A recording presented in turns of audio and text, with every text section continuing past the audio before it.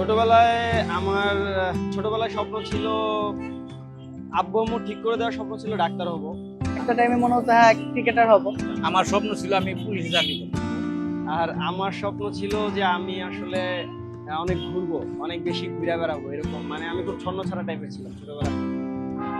বড় চিন্তা ভাবনা ছিল ভালো একটা সরকারি ডিপার্টমেন্টে চাকরি করব। আমার স্বপ্ন আমার ছেলেকে নিয়ে। একটা ছেলে আমি মলনা বানাইবো,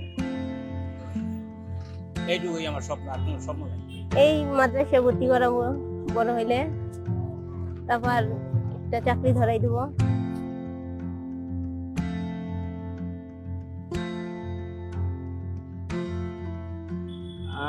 এখন পর্যন্ত আমার ছোটবেলায় যে আমি স্বপ্নটা দেখছি, অ্যাকচুয়ালি স্বপ্নটার পরিবর্তন হয় নাই।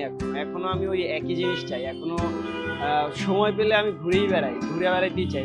ওই স্বপ্নটাই এখন আছে, চেঞ্জ হয়। এখন স্বপ্ন দেখি ফুলাফান্ডে মানুষ করার জন্য স্বপ্ন দেখি।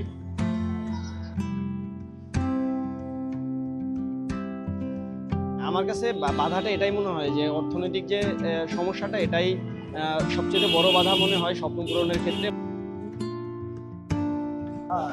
সব থেকে বড় বাধা হচ্ছে আমার কাছে যেটা মনে হয় কনসিস্টেন্সি ধরে রাখাটা।